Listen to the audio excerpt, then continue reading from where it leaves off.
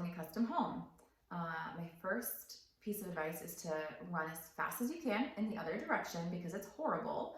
But if you're determined, if you've been out there looking on the market, you know that nothing's going to make you happy, then this might be the right thing for you to do. And I am happy to give you some advice along the way. I just went through this process myself, all the way from subdividing the land, designing the home, and building it. My husband and I built it ourselves. So we are well aware of what it takes and how hard it is. So congratulations on choosing this step.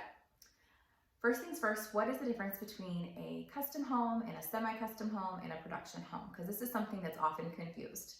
If you are looking for a home in a neighborhood setting, a community setting, usually those new homes they're not custom homes. So unless it's like a very, very high-end price point in this area, like $1 million plus, it is probably not going to be a custom home. So we would call that a production home or a semi-custom home.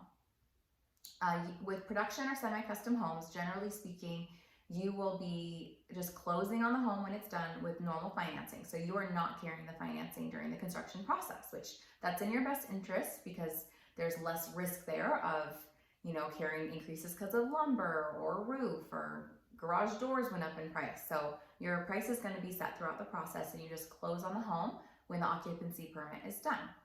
If you are buying a production home from a builder, usually you don't have that many options when it comes to finishes. So you might have like 4 different interior option packages to choose from, but the sky is not the limit. You're not going to be able to like mix and match products. It's pretty streamlined. And that's for efficiency, so that the way that they're keeping their price down is usually because they're offering less options and their subs know what they're doing going into every house, right? So efficiency is king.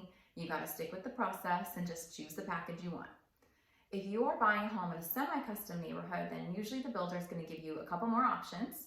So you might be able to move some walls or add a window or go to the design center and pick out different options.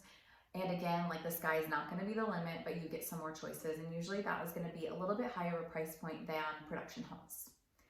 So then where does that leave us with custom homes? A full-blown custom home is when you are providing the financing for the lot or buying the lot first. You're providing the financing for the construction loan. You are choosing your builder. You are designing your home with an architect or with a home designer. And you are picking every single finish that goes into that house. And also you are carrying the risk. So if your lumber pack comes in 50 grand over budget, like it is what it is. So again, this is why I say run away, but it is a really fun process and it's great to really design that dream home. So what do you need to do? First steps if you're thinking about building a custom home. Obviously, same with every real estate piece of advice that I give you, talk to a lender first. Construction lenders are living and breathing construction loans. There's a lot of banks out there that they do mortgages for everybody, conventional, FHA, whatever. And they might be able to pull off a construction loan, but you should definitely talk to a lender who lives and breathes construction loans. They're really going to be able to help you the best with the process. Next step would be start shopping around online, looking at floor plans. And I have a couple of resources that I've included in my resource page. You can use the link below to email me to get that. Happy to send it to you, no cost or obligation. Start looking online at floor plans. And the biggest thing to think about is number of bedrooms, number of bathrooms, how many garage bays. Do you want a house that has a front load garage, or do you want the garage on the side of the house? That's going to impact your concrete cost. So get an idea of that. Get an idea of the style of a home, because some builders really are great at building Northwest modern homes. Some are really great at Craftsman. Some are like full-blown modern builders, and a lot of them can play around. But if you have like a very specific vision of something you're trying to do, then try and hone in on that as much as you can before you interview builders.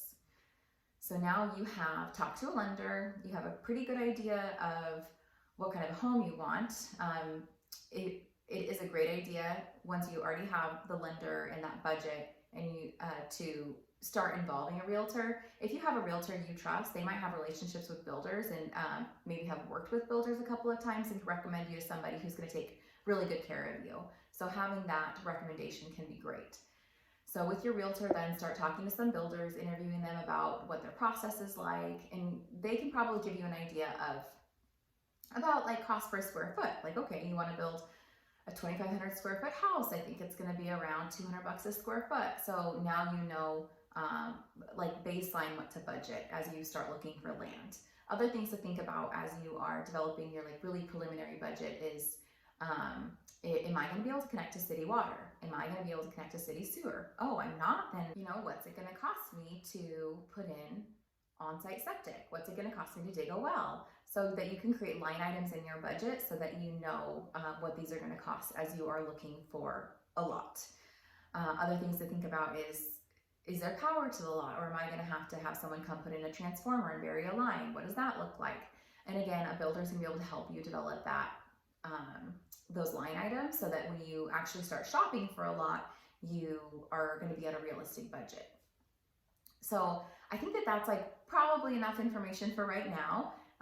We talked about the difference between custom homes and production or semi-custom homes. We talked about the importance of talking to a construction lender and also figuring out what your floor plan is going to be like, and interviewing a builder, finding a realtor, shopping for land. It's a really complicated process, and it's important to have people really teamed up with you along the way to make sure that you're protected and you're not buying a piece of land that, you know, is going to cost too much to build the house that you want on it. Like, that would be a huge bummer. So just be careful, do your due diligence, and don't be afraid to ask for help along the way.